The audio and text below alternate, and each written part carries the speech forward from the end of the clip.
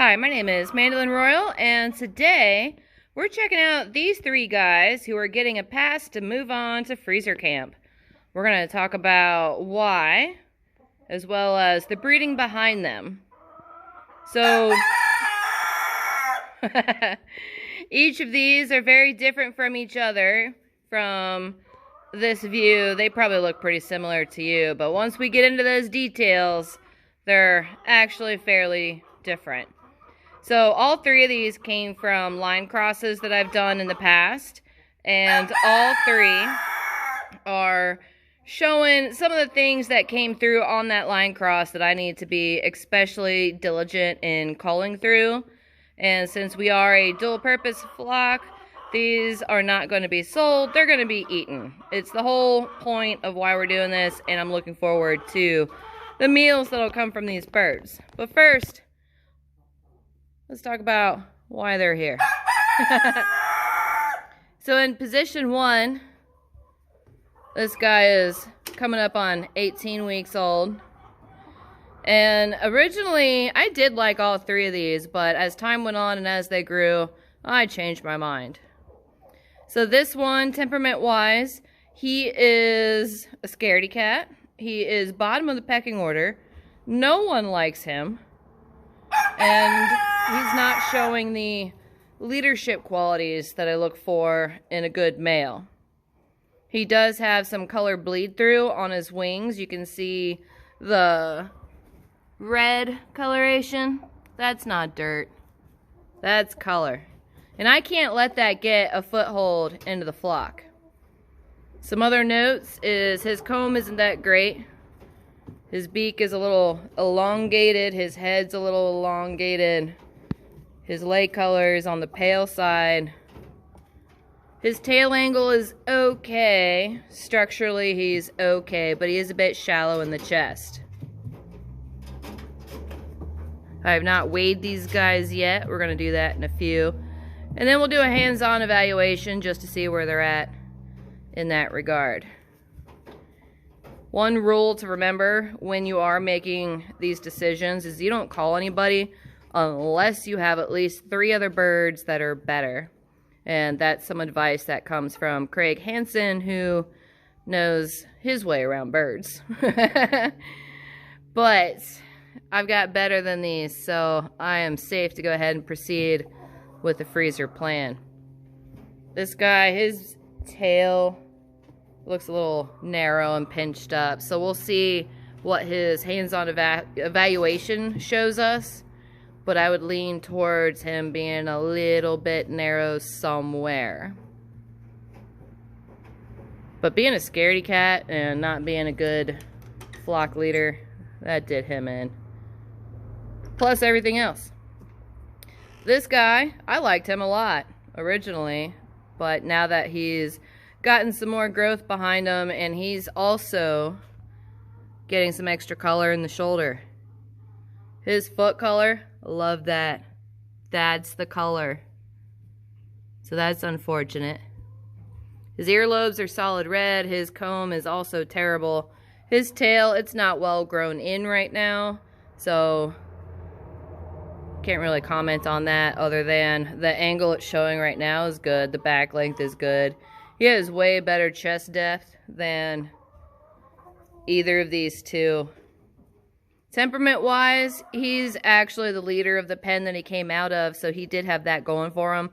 But he was a little too rowdy with the females, and he did injure one of them, and that's kind of a deal breaker. If they can't take care of their girls, I mean, they really only have one job, right? But I've got better. So this guy, we won't need him. He's probably going to end up weighing the most, if I had to guess by the visual. This one, he's a psychopath. He turned awful when he was 12 weeks old, and that is especially undesired. It's not what we want to see. His comb is completely out of control. Way too big, flopping over. Absolutely ridiculous. There's also some shoulder color bleed through coming through. He did get the right leg color. His tail, it's actually not too terrible. Could have a little bit wider spread to it, but it's full enough. He stands like a penguin more often than not. He does not have good chest depth. Too upright, too shallow. But that temperament, he is not social. He's not friendly. He's a control freak. He's really pretty terrible. You gonna peck me? Nope. He's terrified of me. But that's why I don't make friends with them when I'm growing these guys out. I don't baby them. I don't coddle them. That way, if they do end up with a mean streak, it's not against me. So let me go ahead and switch over to the overhead view. We'll get our weights. We'll do the hands-on test. I do want to know this guy's structure in case I change my mind. If I was going to change my mind about any of them, it would be the guy in the center. But I'm pretty confident I have better. And I also have a small horde of additional cockerels growing out still. So I could probably find a better one later out of those birds. I'm trying real hard to stick with the 10% retention rule. So loosely, every 100 birds grown, I'm probably only going to keep about 10 of them. But let me go ahead and get reset up, get into their further details. I've been watching them as I'm doing chores in the barn. This one is absolutely convinced he could take this guy on. This guy doesn't care about either of the birds on either side of him. This one spent a disproportionate amount of time terrified when I put this other one in. Even though there's a barrier to protect him, he didn't realize it. And he spent a while freaking out. He seems to have figured out the other guy can't get to him. The only good temperament is the middle bird. But let's see what the hands-on evaluation shows us. That'll be more telling. Alright, so I've got the bird from position 1, the scaredy cat. Of course, he panicked when I had to get him out, but he seems to be more okay with me than anyone else. I have never given this bird a reason to be afraid of me. Nor have I ever really given him a reason to like me, so. That beak, though, that's too skinny. Too long. This comb is terrible. The way that it hugs the skull, you want that comb to come straight off. And he's missing a chunk of it where someone had taken it off when he was getting picked on. First, though, let's see what he weighs. Let's see if he cooperates with that. And then you just stand there. 5 pounds even. Not that great for this age. All 3 of these guys are 17 or 18 weeks old. He's closer to 18 weeks old. 5 pounds for this flock is pretty pathetic. But the backstory on his breeding is his great-grandfather was a small little bird. So I did lose growth rate while I was looking for some other stuff. That great-grandsire also had a short back. He didn't get that, but he is actually a little short in the back now that I have my hand on him. And this is why the hands-on evaluations are so important. So right at the base of the tail here is where I start judging back length. And then I run my hand all the way up. That finger overshoots. There's like a divot here of the bones that you can feel when you get under the feathers. So he's not quite a full hand long. Let me see her wing. That's pretty good as far as wings go, except for this bonus color.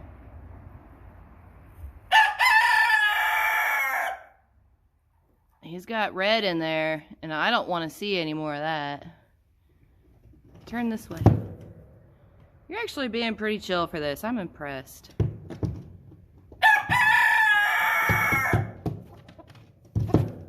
Tail wasn't too bad. Let me see this wing. That wasn't too bad. He does not feel that meaty. It's possible he had been run off his feed, but I think I also found the narrowness. So his keel is coming off the body very steeply, and there's not much room for good fleshing. Oh, he's short in the keel too. So I'm putting the tip of my middle finger at the end of the keel and I'm running it upwards.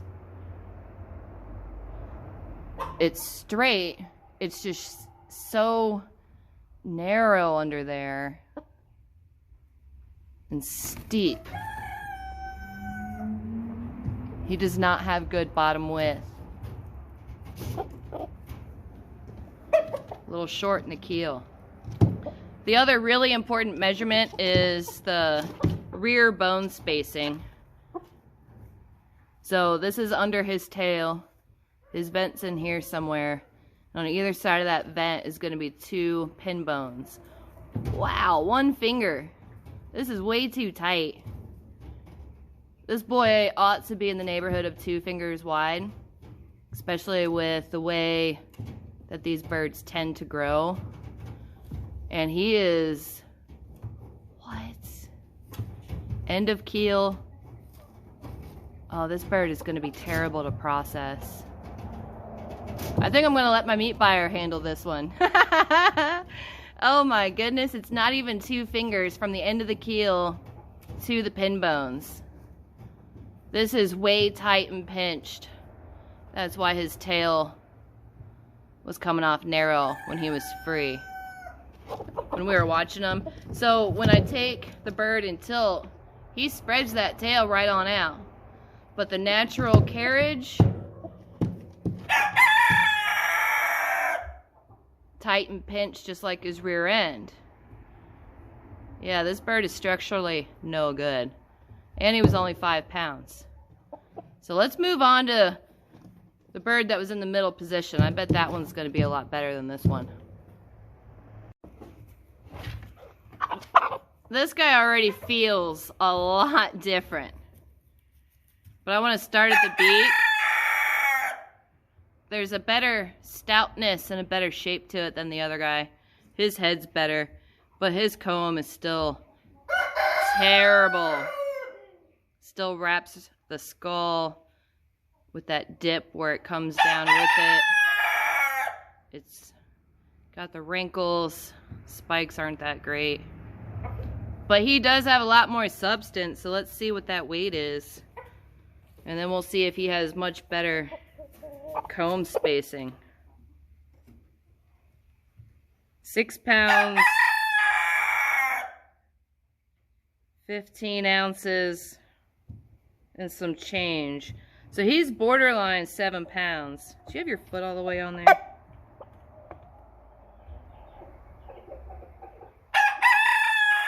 Yeah, let's go with 6 pounds, 15 ounces. And look, I was able to take my hands off. He's just rolling with this. Let me get the scale out of here. You're alright. I actually kind of like your brain, but let's check the rest of you.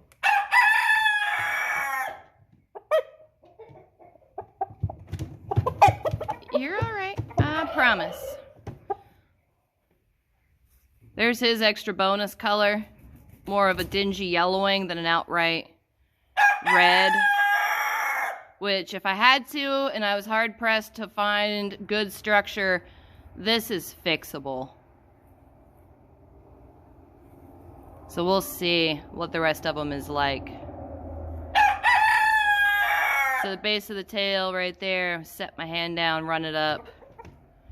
My finger does not even reach that divot between the shoulders. This is a long-backed bird. Where is your divot? Way up there. This is nice back length. Let me see a wing. Nice. What's your undercarriage like?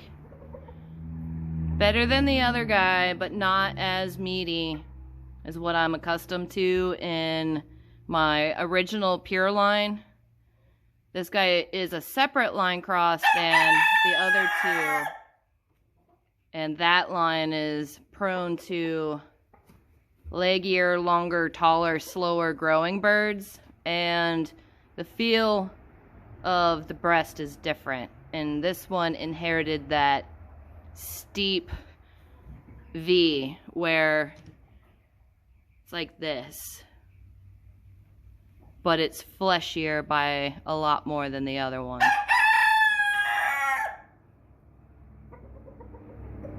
I don't like it though. That's too steep.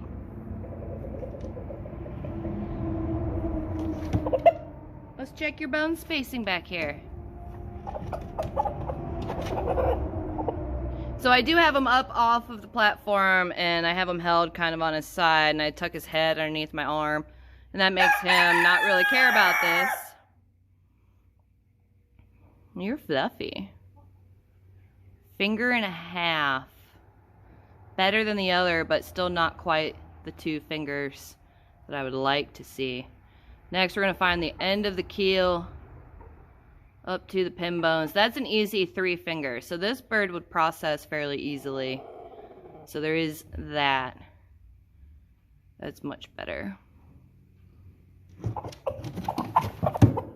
But the most important thing with the body to me is the way that the breast is. And he just doesn't quite have the width I want to see. You want to give me a side profile? Turn this way. Well, maybe from the back. Move that foot. Move the foot. Yeah. So he's just narrow on the undercarriage.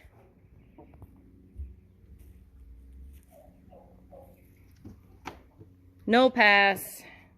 Freezer camp it is. I know I have better in that fleshing department on the underside of the bird. So now we'll see what Mr. Aggressive is showing from position 3. He actually didn't give me much problem getting him out of there, so that was good. I like his beak better than any of them, but I don't really care about that too much. This comb. It's only gonna get worse with age. Best thing about this bird is the earlobes. He's gonna be a lightweight. I could tell by grabbing him, but let's go ahead and put a number on that. He felt a lot better than the bird in position 1, but he's not gonna be near the middle bird. Hold still, hold still, hold still. 5 pounds, 6 ounces. Well, that's not that much. But you're being sort of cooperative. Come here. Let me check this wing. There's our bonus color. Same as the guy in position 2, but they're from different line crosses, so that's actually interesting. I'll have to ponder on that one a bit. That wing checks out. I bet his back is going to be pretty short. Base of the tail. Back length is pretty much identical to the one in position 1. Not that long. Turn this way.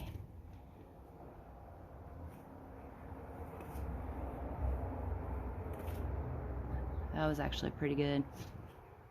He's definitely fleshier in the undercarriage and a little bit wider, but he still has that very steep V to the keel where it's like that. When you put your hands on it, their legs are up by like the first set of knuckles, and then it just steeply drops into the keel. And I prefer a keel that is in the center, obviously, but there's a bowing outward of the body capacity that happens, and that comes with width on the bottom side. Keel length is good. That's a full finger. Fleshing's better than the other. Let's see your rear spacing. Now this guy is a partial brother to the scaredy cat in position 1. Ooh, there's that narrowness again. One finger. So then we find the end of the keel. He did get 3 finger distance there, so this one wouldn't be too awful to process. And it's going to look better in a shrink bag than the one in position 1. But this bird is confirmed overly aggressive. When I put him with other birds, he is absolutely terrible. But because I did not hand rear him and I didn't socialize him, I didn't fool with him, he's letting me do everything I need to do with him. And that is a nice feature in a bird. When you get them too friendly and then they develop that mean streak, they're not going to think anything of coming after you too. Good top width. All 3 of them did have pretty good top width, but all 3 of them not that great on the bottom width. So today, no reprieves. Alright, so there you have it. All 3 are going to be freezer bound just because they just suck. I bred these birds and these are the failures. Thankfully, I've got better stuff going on, so the breeding will continue forward, but you got to keep your eye out for the ones that don't make the cut. And with the bone spacing the way that it was, I've got no business letting these birds go alive to live elsewhere. They have no breeding value, really. Especially this one. This is in 3rd place. If I was going to rank them 1, 2, 3, this is the worst one. Mr. Attitude is 2nd best. And if in a pinch I absolutely had to use one for breeding, it would be the guy in the middle for being best overall. But I've got better, so I'm going to call my meat buyer and see how many he wants, because I've got some more that are in the same category as these guys, but I'm not going to bore you with a video of that length. When these guys pretty well covered the basics of what's going on and what I have to call for in the line cross birds. I'm pretty excited to get back into the boys that are pure to my line. That's always a lot more fun, as well as trickier in finding which ones get to move forward, because they're getting pretty similar to each other. But the diversity that comes from line crosses, you have to do it on purpose for a reason. You don't just willy-nilly throw a bunch of birds together and bank on perfection, because it's not going to happen. You're going to get some, not very many, with all of the good traits, and you're mostly going to get a bunch of junk like these. Be forewarned about that. We eat a lot of chicken. My meat buyer, he eats more chicken than we do. So I have ample space to be able to breed the accidents right along with the good results. I just need to sort and select and find where the traits aligned in the most positive way. I tried, buddy. I love your temperament, but Just didn't check out. And I still have a ton of birds to get through and organize before winter, so feel free to like and subscribe. We'll keep going through birds, figuring out the winners of this season's breeding efforts.